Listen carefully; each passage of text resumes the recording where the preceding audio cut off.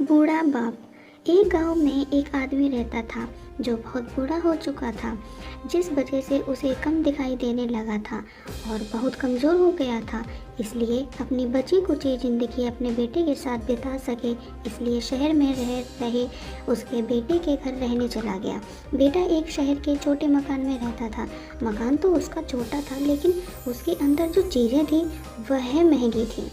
उस मकान में बेटा, उसकी पत्नी और उनका एक 5 साल का बच्चा रहता था। यह छोटा सा परिवार साथ मिलकर रहता। बूढ़े पिता के आने से उनके परिवार का एक सदस्य और बढ़ गया। यह पूरा परिवार रोज़ सुबह शाम डाइनिंग टेबल पर साथ में खाना खाया करता। बूढ़ा पिता अपनी कमजोरी के चलते हमेशा खाने की चीज़ें नीचे गिराता रहता और कई बार कांच के बर्तन भी टूट जाया करते थे। कुछ दिनों तक तो बहू और बेटे ने यह सब सहन किया, लेकिन बाद में वे दोनों बूढ़े की ऐसी हरकतों से चिढ़ने लगे।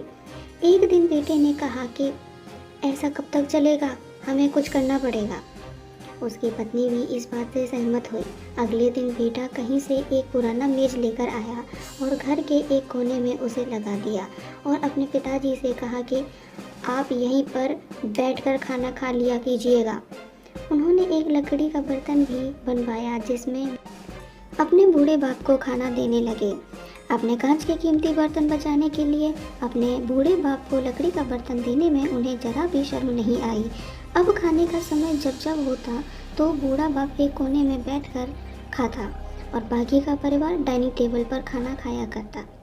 डाइनिंग टेबल पर बैठे बैठे दोनों पति पत्नी कभी कभी अपने बूढ़े बाप की तरफ देख लिया करते। बूढ़े बाप की आंखों में उन्हें आंसू भी नजर आते, मगर उन पर जैसे कोई असर ही नहीं होता। बूढ़े का पोता भी यह नज़ारा हमेशा देखता और वह अपने में ही खोया रहता। एक दिन जब पति पत्नी डाइनिंग टेबल पर बैठकर खाना खा रहे थे, तब उनका बच्चा ज़मीन पर बैठकर कुछ कर रहा था। उन दोनों ने बच्चे के हाथ में लकड़ी का टुकड़ा देखा, लेकिन उन्हें कुछ समझ में नहीं आया कि बच्चा लकड़ी के टुकड़े के साथ क्या कर रहा है।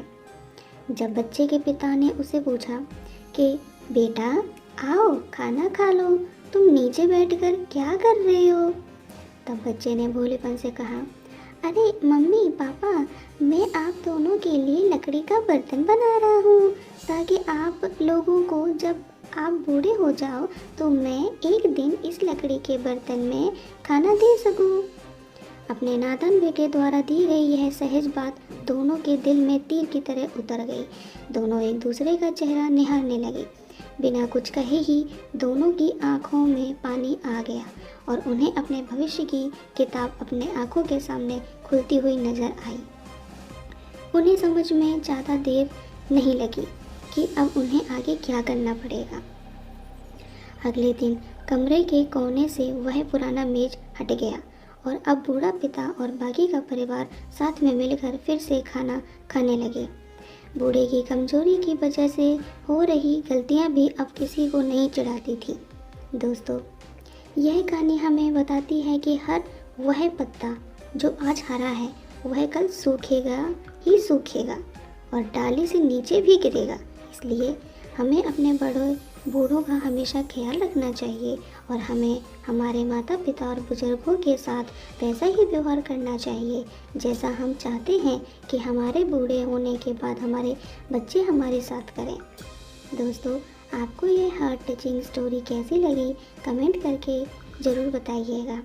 अगर अच्छी लगी हो तो आप अपने दोस्तों और परिवार के साथ इसे शेयर कर सकते हैं और ख़ास करके ऐसे लोगों के साथ ज़रूर शेयर कीजिएगा जिनका व्यवहार बड़े बूढ़ों की तरफ अच्छा ना हो।